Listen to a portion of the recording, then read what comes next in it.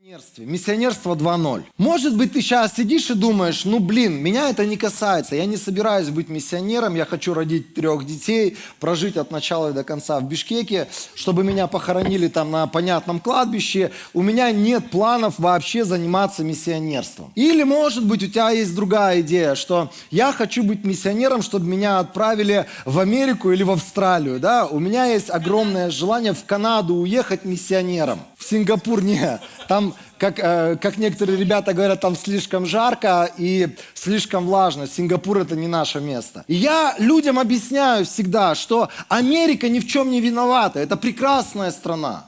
Канада ни в чем не... Сингапур ни в чем не виноват. Это прекрасные места. Франкфурт ни в чем не виноват. Это прекрасное место. Просто у людей постоянно есть такая идея, что мне надо куда-то уехать, чтобы состояться, чтобы реализоваться, чтобы увидеть чудеса, увидеть невероятный какой-то финансовый прорыв, какие-то перемены в семейной жизни, чтобы увидеть какую-то востребованность в своей жизни. На самом деле это обман. И сегодня мы об этом поговорим. Никогда в жизни я людям не запрещаю куда-то уезжать. Если человек чувствует, что ему надо уехать, ему надо эмигрировать в одно место, в другое или в третье место, да благословит Господь этого человека. Но каждый из нас, мы должны понимать, что у нас есть предназначение для нашей жизни. У Бога это предназначение записано от момента нашего зачатия до момента, когда мы умрем.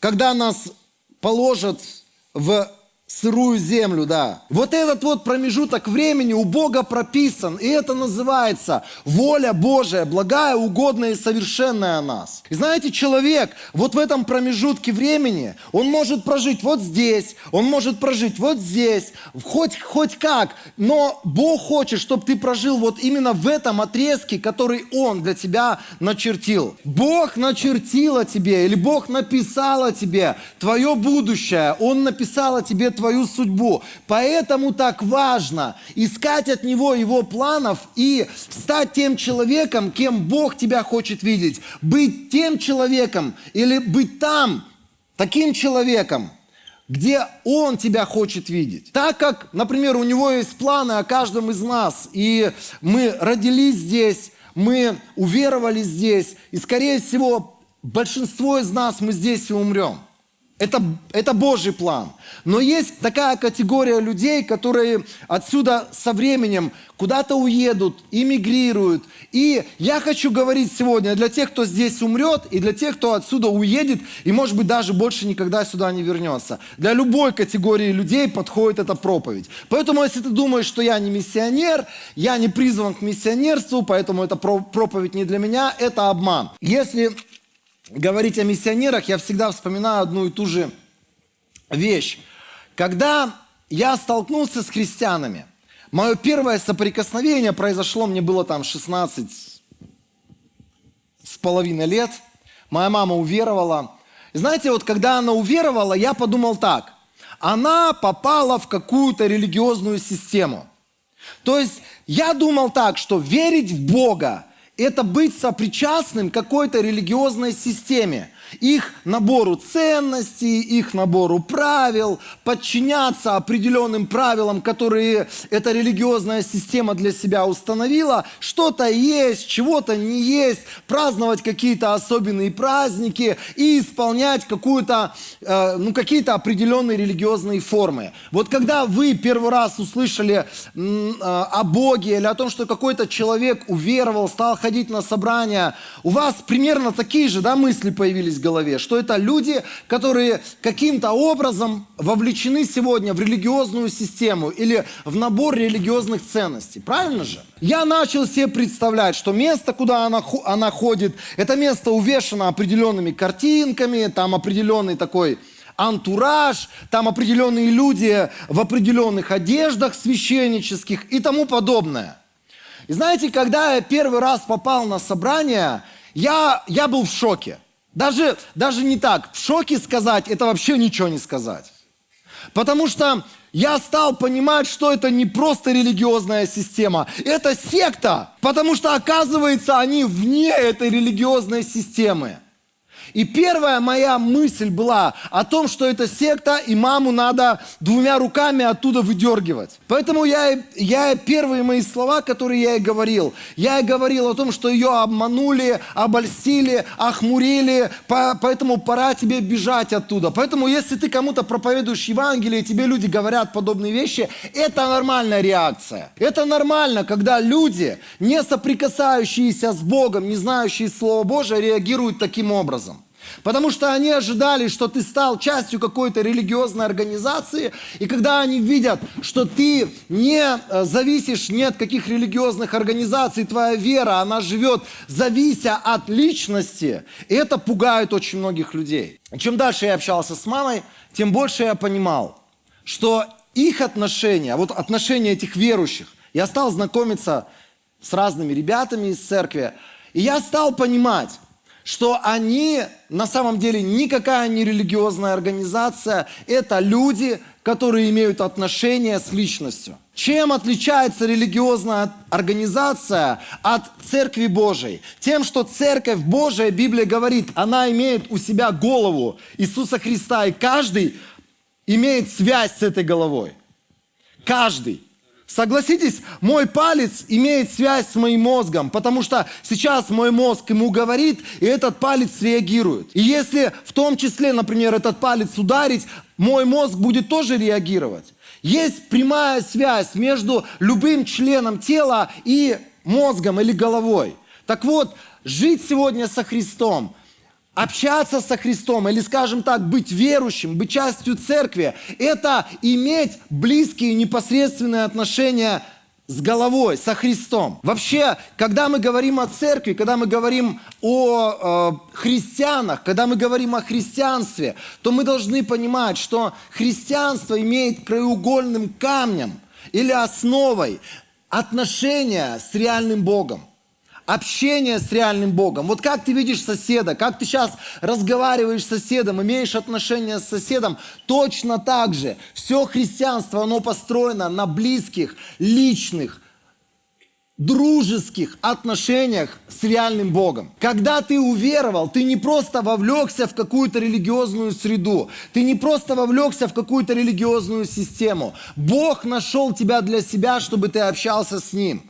И когда ты уверовал, Он говорит, я хочу, чтобы твоя жизнь, которую ты сегодня проживаешь, она принадлежала бы мне, чтобы я стал хозяином твоей жизни, и я бы использовал твою жизнь для своей славы. Когда мы уверовали, мы не просто пришли к Богу, мы фактически отдали Ему свою жизнь, и мы сказали, Бог, с этого самого дня, например, в моей жизни это было 16 октября, если я не ошибаюсь, 16 октября 93 года. Я просто сказал, Бог, вот до 16 октября, еще вчера, я жил для себя, как я понимал, как я хотел, я шел своим собственным путем, но с сегодняшнего дня я полностью передаю в твои руки свою жизнь, и я хочу, чтобы этот промежуток времени от моей встречи с тобой до момента, когда меня положат в сырую землю, я хочу, чтобы там исполнилась твоя воля обо мне. Ты сказал то же самое Богу, а сегодня ты живешь этими Божьими планами. Когда мы говорим о миссионерах, 8 глава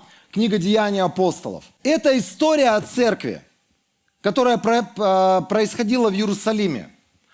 Савл одобрял убийство Стефана в Иерусалиме. И с того дня началось большое гонение на Иерусалимскую церковь. Это история церкви. До этого момента церковь жила, церковь развивалась, у людей были отношения друг с другом, они строили там домашние группы, они встречались, они покупали оборудование, я не знаю, они занимались обычной своей жизнью. И дальше написано, что все, кроме апостолов, рассеялись по Иудее и Самарии. Ситуация такая, что людям приходится в какой-то момент срываться с одного места и бежать совершенно в новые места, совершенно в другие города, в другие селения, где они до этого не были. И дальше написано, что Стефана похоронили благочестивые люди, они его горько оплакали. А дальше, про Савла сказано, что он преследовал церковь, ходил из дома в дом, хватал мужчин, женщин, бросал их в темницу. Между тем, рассеявшиеся и изгнанные из своих мест возвещали радостную весть везде, куда бы они ни приходили. Вот здесь написано так. Люди, которые пережили потрясение в Иерусалимской церкви, и им пришлось уехать из своего родного края. Они появились в новом месте, они появились на каких-то новых местах. Они стали что делать, друзья? Они стали делиться теми вещами, которые жили в их сердце. Согласитесь, это же очень просто. Куда бы эти люди ни пришли, в какое бы место эти люди ни пришли, они стали делиться тем, кем они являются на самом деле. Миссионер – это человек, который приходит на собрание, переживает встречу с Богом, как с реальностью, как с личностью, получает что-то от Него, позволяет Богу изменить его изнутри или сформировать его изнутри, и потом идет куда-то. И тем, кем он стал во Христе, позволяет этому влиять на людей, которые находятся рядом с ним. Я помню, однажды мы с Алиной, мы уехали в очередной раз в новое место, на новое миссионерское поле. Знаете, мы приехали в один город, и нам говорят, а тут есть ребята из вашей старой церкви. Я думаю, ого, а кто это? И мне говорят, ну это вот такое, я не буду имена называть. Мне говорят, это вот этот и вот эти там целая семья. И я думаю, классно. Мы уехали начинать новое служение, новую церковь, будет с кем начать. Согласитесь, это такое радостное ожидание, радостное понимание. Тем более ты знаешь, что оба эти парня, они служили в прославлении.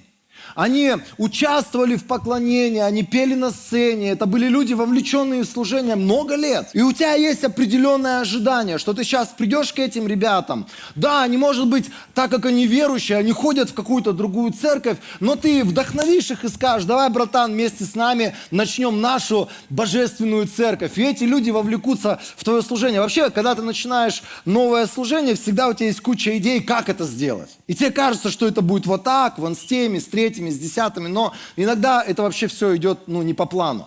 Так вот, когда я нашел этих ребят, я пришел к ним на работу. Я там созвонился с ними, пришел к ним на работу, и знаете, что со мной произошло? Я был потрясен. И я был потрясен не тем, скажем так, радостным потрясением, которое я хотел увидеть или пережить после встречи с этими двумя парнями. Я был потрясен от того, как эти люди живут сегодня. Потому что вот буквально какое-то короткое время назад я знал, что они были служители Божии, они были вовлечены в какое-то служение, они пели, танцевали, для Христа руки поднимали, вели вроде бы благочестивый образ жизни. И тут ты приезжаешь, один курит и каждый день что-то бухает. Другой живет с какой-то женщиной, которая не является для него его женой. Семья там, которая была вовлечена в свое время в служение, это люди, у которых вообще фактически отношений нет, и там эта семья сейчас полуразрушенная. И эти люди, один, второй, третий, они никуда не ходят, ни в какое собрание, они никому не говорят о том, что они когда-то были верующими, они просто живут совершенно по факту нечестивой жизнью. Знаете, я был потрясен, правда. Я не ожидал такого увидеть. Для меня это было такое потрясение, о котором я потом еще долго размышлял, я долго думал, почему так? Может быть, кто-то из вас, вы видели подобные ситуации. Почему так? Что происходит? Почему так? Что, например, здесь написано, что люди рассеялись, они ушли из церкви, и куда бы они ни пришли, они проповедовали Евангелие, они делились благой вестью. И люди сегодня, ты смотришь, вот он вроде бы здесь в собрании поднимает руки, поклоняется Богу, но уходит куда-то, где нет, может быть, рядом глаз верующих или глаз служителя какого-то. И они живут так, что за них стыдно. Никогда не забуду, на Артасайском базаре встретил одного брата, который ходил в церковь.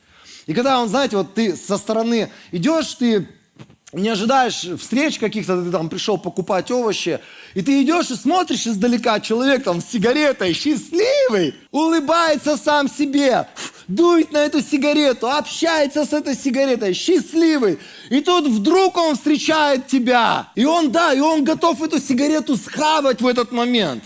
И ты видишь, как это происходит удивительным образом. Человек начинает прятать эту сигарету к себе, там, я не знаю, в кулачок, и ты боишься, что он сейчас загорится вместе с этой сигаретой. И ты понимаешь, пообщавшись с этим человеком, ну там, я не помню, что я ему говорил, но ты понимаешь, что этот человек, он не живет в реальности Бога. Для него Бог – это просто религиозная система, в которой он участвует. Для него Бог – это нереальность, которая здесь сегодня, в воскресенье, на собрании находится. Когда я уйду вечером спать, Он будет рядом со мной находиться, с моей кроватью. И Он видит, чем я занимаюсь там. Когда я завтра поеду в общественном транспорте, и вдруг мне на ногу кто-то наступит, Он будет рядом, и Он будет знать, как я реагирую на этого человека, чтобы ты сдох и в окно тебя выкинуть. Мало. Бог это все знает, это все видит. И вот жить со Христом и быть человеком, который понимает, для чего мы призваны, это понимать, что каждый день, в любом месте я нахожусь в Его присутствии, потому что я не просто встроенный член религиозной организации. Я сегодня человек, который подружился с Богом и имеет реальные близкие отношения с реальной личностью. Знаете, чем отличается настоящее христианство от всех религий мира? Быть человеком религиозным – это быть встроенным в какую-то систему. Просто исполнять правила, обычаи, определенные формы. Быть настоящим христианином – это каждый день соприкасаться со своим Христом, соприкасаться со своим Богом, переживать своего Бога и меняться в Его образ. И знаете, вот эти ребята, пока они были в Иерусалимской церкви, они кем-то стали.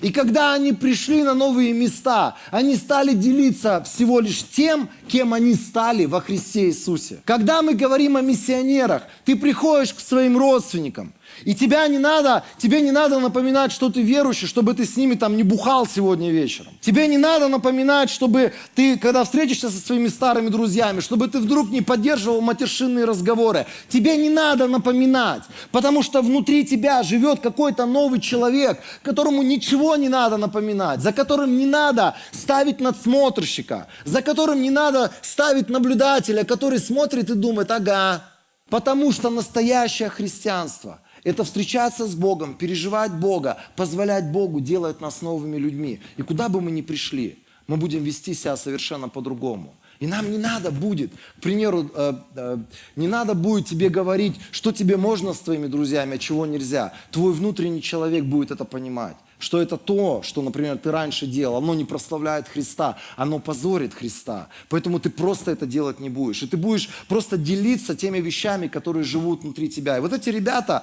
куда бы они ни приходили, где бы они ни находились, если сегодня ты подобен этому парню или этим ребятам, о которых здесь написано, куда бы ты ни пришел, на работу, в университет учиться, на встречу с родственниками, ты не сможешь это удержать, потому что это настоящий ты, потому что это всего лишь то, чем ты делишься и то, кем ты являешься. Когда мы говорим, вот мы начали с Америки, когда мы говорим про Америку, у многих людей такие мысли всегда существуют, что я сейчас куда-то уеду, я там смогу стать крутым бизнесменом, я смогу заработать огромное количество денег, я там построю прекрасную семью, потому что там другое общество. Я там еще что-то, еще что-то, еще что-то. Хочу тебя расстроить. Ты туда уедешь, и ты просто будешь там точно тем же, кем ты являешься здесь.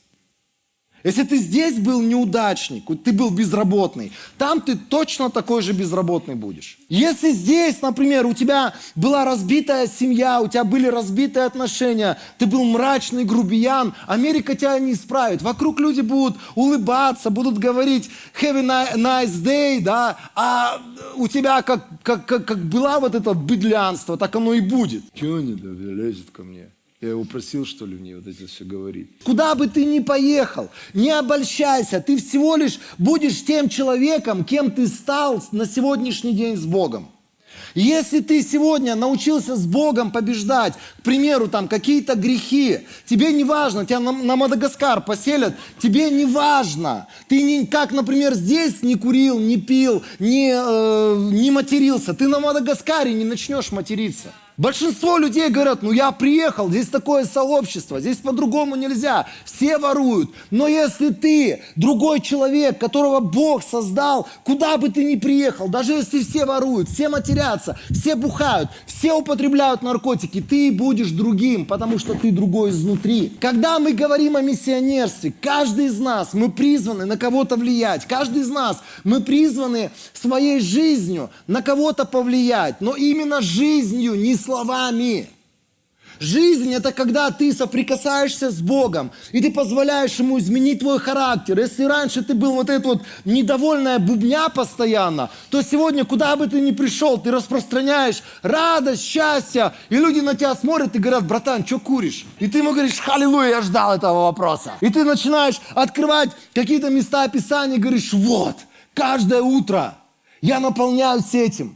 Каждое утро это входит в мое сердце, это радует меня, это наполняет меня счастьем, поэтому я счастливый человек. И иногда, знаете, многие люди думают, как бы мне кому-то проповедовать Евангелие. Может быть, пойти постучаться в дверь и сказать, у вас плохая жизнь, вам надо попасть в воскресенье к нам на служение, ваша жизнь изменится. Не так все это работает. Миссионерство работает по-другому. Куда бы ты ни пришел, ты приносишь свое внутреннее состояние, которое ты переживаешь с Богом. И люди сами смотрят на тебя и говорят, ребят, а вы откуда такие радостные? А что с вами такого?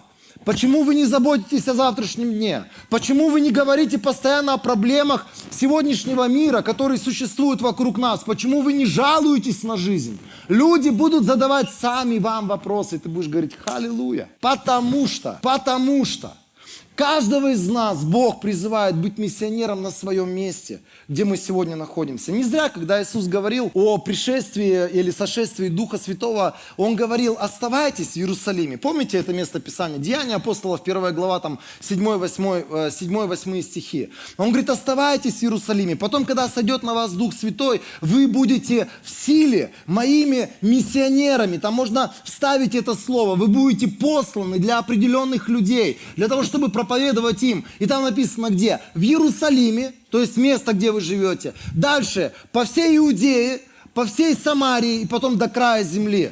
Там описывается принцип, когда мы переживаем Бога, когда мы встречаемся с Богом, мы будем миссионеры для своего окружения близкого, для друзей, для знакомых, для наших родственников. Потом, когда мы двигаемся дальше, мы двигаемся в нашем каком-то Божьем плане, мы начинаем служить людям вокруг нас, там, на работе, где-то соприкасаемся с людьми, может быть, из других народов, из других стран, или даже едем в эти страны для того, чтобы этих людей достигать. Это принцип, но этот принцип начинается с того, что ты можешь людям принести только себя самого. Если ты сегодня в проблемах, в грехах, в нерешаемых каких-то трудностях финансовых, бесконечные долги, которые только растут. Если вот этот круг, он постоянно у тебя продолжается, ты с Богом не можешь это решить, не думай, что Америка за тебя это все решит. Там это только все усугубится. Поэтому не то, что я против Америки. Я против того, чтобы люди, они сегодня игнорировали свое внутреннее состояние и думали, что если я сменю обстановку, если я сменю там церковь, я сменю какое-то свое общение, круг общения христианский, я там начну общаться с какими-то другими христианами, у меня в жизни сразу все состоится. Нет! Это между тобой и Богом. Тебе нужно строить отношения, тебе нужно строить мосты, тебе нужно строить коннект с живым Богом, с реальным Богом, у которого есть ответы на твои проблемы. И когда ты научишься это делать здесь, в твоей, может быть, поместной или родной, церкви, тебе очень легко будет уехать куда-то в неродное место. Какое-то агрессивное место, потому что ты способен строить отношения с Богом. Давайте посмотрим 2 главу Деяний апостолов. Эти ребята, откуда они взялись, которые разошлись и возвещали радостную весть. Когда мы читаем 2 главу, здесь написано, что Петр в день Пятидесятницы проповедовал первую евангельскую проповедь. И в тот день, после его проповеди, крестилось или присоединилось к церкви около 3000 человек. И дальше про них написано так, что они твердо держались учения апостолов, всегда пребывая в общении, в преломлении хлеба и в молитвах. Эти ребята уверовали, и они на постоянной основе начали заниматься определенными вещами. И дальше сказано про них, что они были полны трепета пред Богом, через апостолов совершалось много чудес и знамений. Все верующие были вместе, и все у них было общее. Они продавали свои владения и имущество и раздавали всем, в зависимости от нужды каждого. И дальше, каждый день они собирались в храме, а по домам преломляли хлеб и ели с радостью и искренностью в сердце. И напоследок, прославляя Бога и пользуясь добрым расположением всего народа, Господь ежедневно прилагал к ним спасаемых. Откуда берутся люди, которые куда бы ни пришли, распространяют собой Христа? Они берутся вот из этой 2 главы Деяния апостолов. Это люди, которые посвятили себя ежедневно строить отношения с Богом. Это люди, которые посвятили себя ежедневно искать лицо Божие. И это люди, которые посвятили себя быть на постоянной основе, ежедневно, частью какой-то церкви. И вместе с остальным Божьим народом принимать участие в общении, принимать участие в служении, принимать участие, там написано, они прославляли Бога на постоянной основе. Принимать участие в поклонении, в жизни церкви. Именно оттуда, от этого образа жизни берутся люди, которых куда бы ты потом ни закинул, на Мадагаскар, в Сингапур, во Франкфурт. Это будут люди, которые будут делиться тем, кем они стали через это. Это моя и твоя ответственность. Ежедневно наполнять себя Словом Божьим, ежедневно молиться, ежедневно поклоняться Господу, находиться в общении с Божьим народом, находиться в общении с людьми, которые разделяют твои ценности, разделяют твои какие-то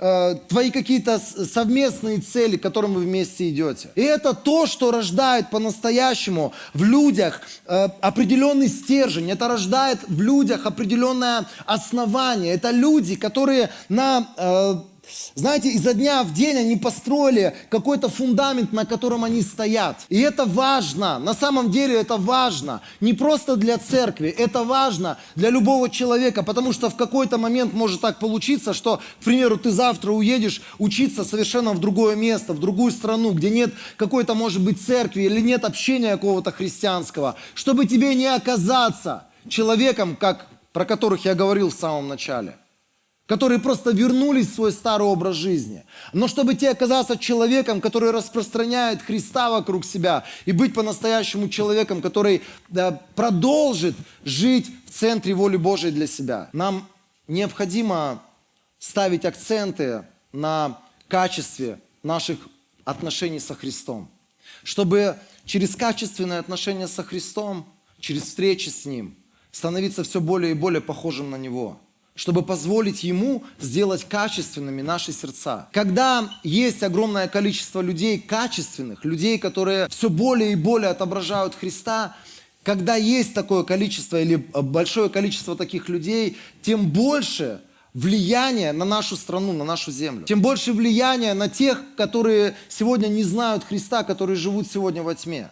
И это задача церкви сегодня. На самом деле наша задача не просто во все рупоры кричать и говорить о том, что примите Христа, спаситесь, покайтесь. Мы здесь видим последние слова, которые написаны, что Бог прилагал спасаемых к церкви. Как это происходит? Когда церковь, она становится качественной, когда люди, которые следуют за Христом, они позволяют Богу меняя изнутри, они позволяют Богу делать какие-то перемены внутри меня. И я становлюсь качественным в отношениях с Богом. Тогда сам Бог начинает быть заинтересован к такой качественной церкви, прилагать спасаемых. Здесь написано, Господь ежедневно прибавлял к ним спасаемых. И вроде бы нигде не сказано о том, что они бегали по всему Иерусалиму. Нигде не сказано о том, что они там трясли всех своих соседей и говорили, пойдем быстрее в церковь, иначе в ад пойдешь. Они ничем подобным даже и не занимались по большому счету. Они занимались тем, чтобы иметь качественные отношения с Богом, переживать этого Бога и позволять Богу качественно менять собственную внутренность, собственное сердце. Поймите, когда внутри нас происходят перемены, когда мы становимся другими людьми, когда мы позволяем Богу что-то поменять внутри себя, это начинает влиять на других людей. Знаете, в один прекрасный момент я вам рассказывал о том, что я сначала думал, что мама стала частью религиозной организации, потом я подумал, что она часть какой-то секты, из которой обязательно надо бежать. Но со временем, когда я стал видеть, что происходит с ее жизнью, она была миссионером для меня. Я стал понимать, что у нее есть близкие личные отношения с каким-то невероятным Богом, который может делать невероятные вещи. Знаете почему? А просто потому, что, например, раньше, до ее встречи со Христом, я видел, она каждый день приходила домой смурная, у нее была тяжелая жизнь, она постоянно болела, она боролась с этими болезнями. Я практически не видел ее последние годы улыбающейся.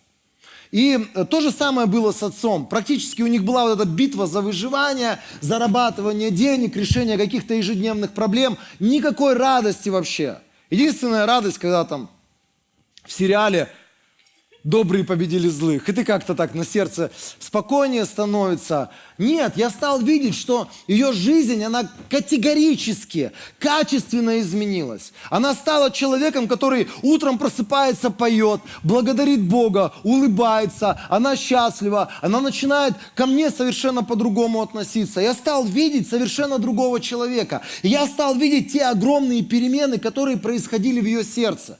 Потом она стала свидетельствовать мне о том, что она исцелилась от одного заболевания, от другого, от третьего. И я видел, что ее жизнь совершенно иная, чем она была до того момента, как она встретилась с Богом и как она пришла в эту церковь.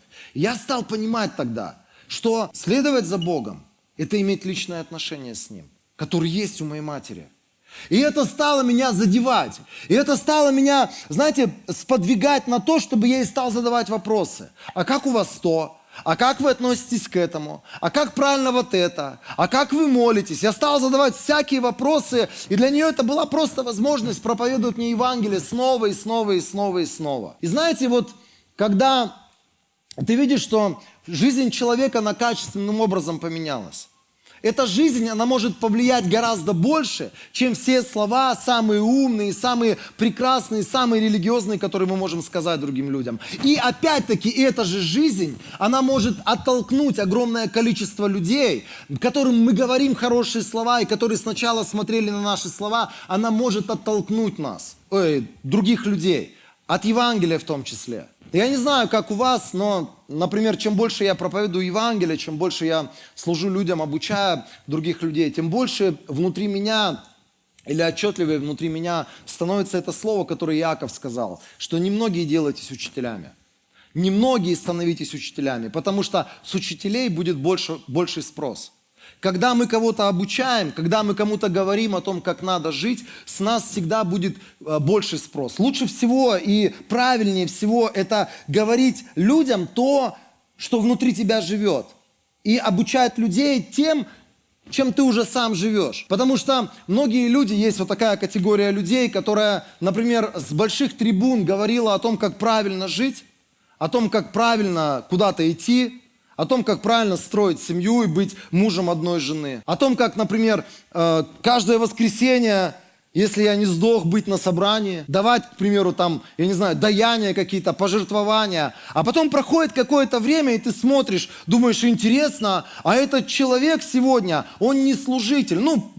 Бывают такие ситуации, когда мы перестаем служить Богу. Но то, чему он учил, когда он был служитель, почему-то сегодня он этим не живет. Так важно вам очень четко замечать, например, многие из нас, мы думаем, миссионерство это просто обучать других людей каким-то правильным наставлениям. Если ты кого-то наставляешь, если ты кого-то чему-то обучаешь, смотри, чтобы тебе завтра не оказаться в ситуации, когда тебе придется исполнять то, что ты говорил другим людям. Мне всегда весело наблюдать за большущим чувством юмора, которое есть у Бога. Например, я знаю категорию людей, которые категорически ненавидели Америку. И они это везде говорили, во всех проповедях говорили, из-за этой Америки, все грехи мира, и это Америка, фу, эти американцы, паршивцы. Знаете, где эти люди сейчас живут? USA, USA. Сегодня они говорят, самая крутая страна на земле. Ты думаешь, братан, где ты в воздухе переобулся? Где это случилось? Где я чего-то не отобразил, чего-то не заметил? Знаете, сколько людей сегодня, к примеру, они перестали ходить в церковь, и ты встречаешься с этим человеком, и ты знаешь, что когда-то он был очень жесткий служитель. И там, если из его домашней группы кто-то не пришел на служение в воскресенье, этот человек душил до такой степени, пока тот, у него уже все последние вздохи были, потом отпускал и снова начинал душить. Я встречал таких ребят, которые были настолько непримиримые, которые там говорили, ну и что у тебя ковид, надень маску, там, сделай вот это, сделай то, сделай 10-е, 15. Сейчас не ходят вообще ни в какое собрание. У меня всегда вопрос, что с этими ребятами не так? Неужели в тот момент, когда они говорили правильные слова, они жили двойной жизнью? На самом деле, друзья, вот от начала до конца всей нашей жизни нам нужно научиться делать правильные решения. Я снова возвращаюсь в эту тему. Галатам 5 глава. Здесь написано, живите по духу. Апостол Павел говорит, для тебя и для меня каждый день живите по духу, и тогда вы не будете идти на поводу желаний вашей греховной природы.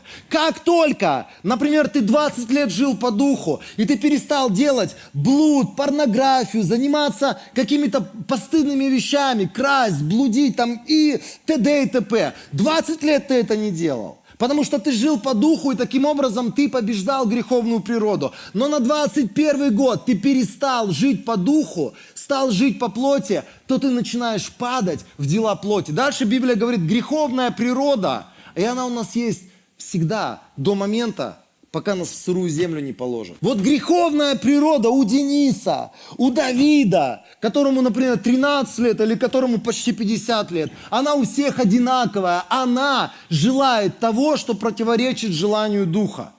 Сегодня я проповедую правильные вещи. Завтра, например, я могу просто не захотеть эти вещи делать, потому что моя греховная природа не хочет это делать. Вот в чем загвоздка. Почему сегодня люди, к примеру, бегут за Христом, наполняются Христом, от них пахнет Христом, потом проходит какое-то время, и от них уже не пахнет ни Христом, ни светом, ни святостью, чем-то другим начинает вонять. Потому что каждый день у нас есть война между духом и плотью. Библия говорит, дух желает того, что противоречит желаниям греховной природы.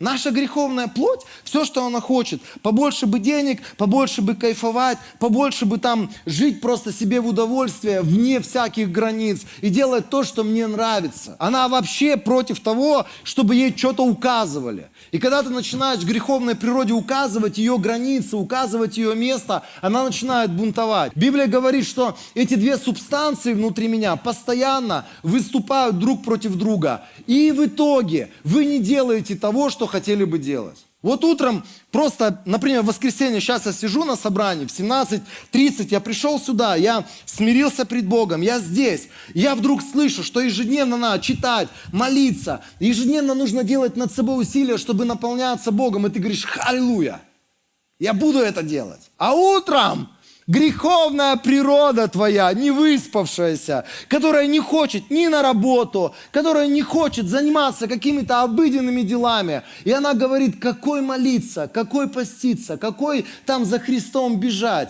Мне бы сейчас до работы доковылять каким-то образом. И эта греховная природа сразу начинает с тобой торговаться. И сразу начинает тебе говорить, почему тебе не надо вот это, 3-е, 10-е, а тем более в пятницу начинать поститься. Ты и так худенький, на какого-то больного чухонца похож. Плод духа – это любовь, радость, мир, долготерпение, великодушие, доброта, верность, кротость, умение владеть собой. В законе нет ничего против этого. Вот здесь написано, что чем больше я живу по духу, чем больше я позволяю желаниям духа осуществляться в моей жизни, тем больше вот этого вот состояния будет внутри меня. Тем больше я буду становиться похожим на своего Господа. Тем больше я буду становиться похожим на того, который призвал меня в свой чудесный свет. И знаете, я еще раз говорю, нам не надо будет делать потугов над собой для того, чтобы на кого-то повлиять. Люди сами будут приходить к нам и спрашивать, слушай, брат, ну все бы в этой ситуации взорвались, все бы в этой ситуации повели себя определенным образом. Почему ты не стал отвечать злом за зло? Что с тобой не так? Расскажи нам, пожалуйста. Почему ты вот такой воздержанный? Почему ты вот такой вот другой совсем? Когда мы живем вот в этом состоянии отношения с Богом, когда мы позволяем сегодня делать в нашей жизни правильный выбор в пользу Духа, мы будем становиться все больше и больше похожими на нашего Господа. Любовь, радость, мир, долготерпение, великодушие, доброта, верность, кротость, умение владеть собой. Это то состояние, которого в нас будет все больше и больше и больше и больше с каждым годом. И вот таких вот качественных людей Бог хочет сегодня сделать из тебя и меня. Из людей, которые, может быть, до сегодняшнего дня не были похожи на человека полного любви, полного радости, полного мира. Может быть, ты был совершенно противоположностью. Но если ты начнешь делать то, что делали первые ученики, постоянно находиться в общении с Богом, постоянно находиться в преломлении хлеба, в отношениях с Божьими людьми, находиться в поклонении Богу, тем больше ты будешь позволять Ему повлиять на тебя. И тем более качественным служителем Божьим, человеком Божьим ты будешь становиться. И куда бы ты ни пришел, в любое место, где бы ты ни оказался, там начнется Божие движение.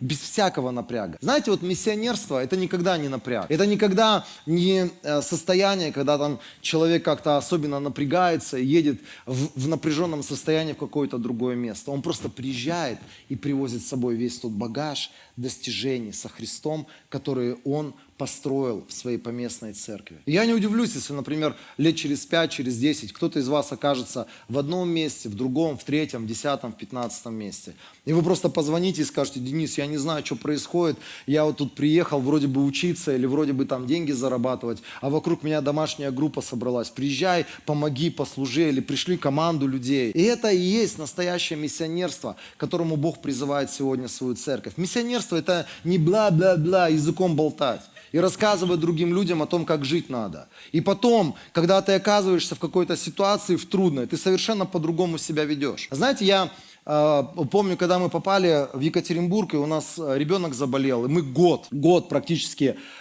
лежали в больнице с ребенком, и я находился в таком большом переосмыслении, которое мне необходимо было для моей духовной жизни. И это было гигантское переосмысление вообще всех путей, которыми мы шли до сегодняшнего дня. Я стал понимать о том, что многие служители, вот пока он служитель, и пока он в позиции, он делает определенные вещи. Если ты его лишишь погон сегодня, ты ему скажешь: ты больше не служитель. Может так случиться, что этот человек в какой-то определенный момент вообще окажется как человек неверующий. Потом, когда сам прошел этот большой процесс переосмысления, я некоторым ребятам сказал, которые всю жизнь были пасторами церкви, я говорю: сделай так, позволь Богу сегодня провести тест в твоей жизни. Просто уйди со служения на год. И посмотри за собой. В следующее воскресенье появишься ты ли ты в церкви, если тебя никто не зовет проповедовать, пророчествовать, сидеть на первом ряду, просто быть частью церкви. Посмотри, на самом ли деле ты влюблен во Христа или ты сегодня влюблен в свою позицию. Такой человек, например, когда его отправишь куда-нибудь во Франкфурт, и его никто не будет звать проповедовать, он психанет, ни в какую церковь не пойдет, будет дома сидеть.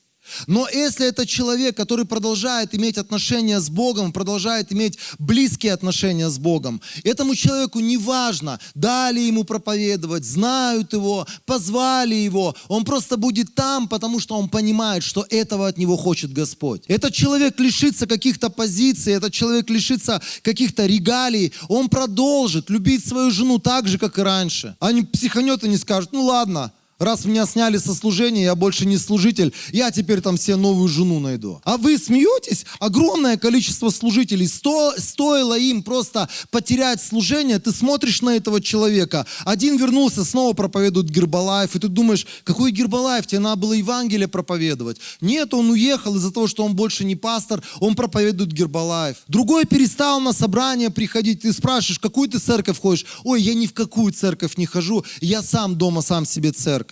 И ты смотришь на этих людей и понимаешь, что что-то на уровне ДНК изначально было неправильно здесь. Была внешняя деятельность, но то, кто ты есть, ты не озаботился тем, чтобы это стало меняться. Поэтому, друзья, давайте пойдем сегодня таким путем. Позволим Богу, во-первых, проводить с Ним время, во-первых, искать Его, во-первых, делать над собой усилия, над своей собственной плотью. И позволим Богу менять нас изнутри, чтобы куда бы мы ни пришли, мы приносили нового человека, которого Бог создал внутри нас. Когда нас никто не видит, когда про нас никто не знает, когда за нами никто не наблюдает, когда рядом нет пастора, когда рядом нет церкви, я также продолжаю не пить, не курить, не блудить, не делать какие-то пакости. Мне не нужен надсмотрщик, потому что я понимаю, я сегодня уверовал в того, который всегда со мной. И Он со мной на собрании, Он со мной в понедельник, Он со мной в пятницу, Он со мной поедет на Иссык-Куль и в горы пойдет. И Он там везде. Где бы я ни оказался. И это не значит, что там я буду жить по-другому. Это не значит, что там я буду вести себя совершенно по-другому, потому что меня там никто не знает, и никто меня не упрекнет за то, что я делаю или за то, что я говорю. Это всегда меня удивляло, возмущало, это всегда меня, там есть такое модное слово, бомбило. Когда, например, многие прекрасные христиане приходят в церковь, поклоняются Богу, поднимают руки, любят Бога языком, любят братьев и сестер языком, а потом они натыкаются на какие-то христианские каналы, где что-то проповедуется не по их. Там совсем по-другому. По-другому проповедник говорит. Другие темы обсуждаются. По-другому идет поклонение. По-другому идет прославление. И вдруг вот этот хороший, милый человек, который вот сегодня только что был милый, он пишет такие пакостные комменты. И ты когда это читаешь, ты глазам поверить не можешь. Думаешь, в смысле? Это же христианский канал. Здесь христиане слушают проповедь, слушают музыку, и ты понимаешь, что это высер, извините за выражение, из христианского сердца. И это то, что Иисус говорил. Невозможно из доброго сердца вынести злое, и невозможно из злого сердца вынести доброе. Человек, когда его никто не видит, он просто показал, кто он есть на самом деле. И там просто столько зла. Столько мусора, и ты думаешь, неужели христианин мог такие слова написать? Мог, потому что он привык встраиваться в системе быть правильным. Но когда его никто не видит, вести себя так, будто бы Бога не существует.